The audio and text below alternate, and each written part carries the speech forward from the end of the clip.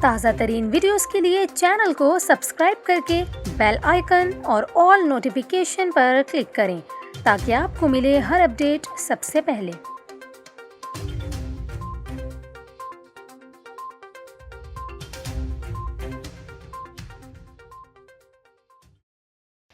السلام علیکم، news 24/7 Urdu service میں خوش آمدید۔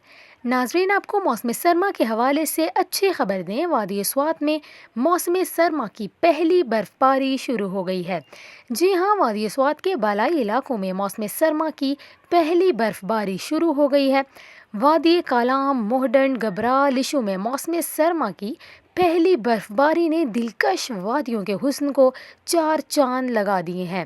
وادی کالام میں برف باری کے خوبصورت مناظر سے مرجھائے ہوئے چہرے بھی خوشی سے کھل اٹھے ہیں، جبکہ یخبستہ ہواؤں سے سردی کی شدت میں بھی اضافہ ہوا ہے۔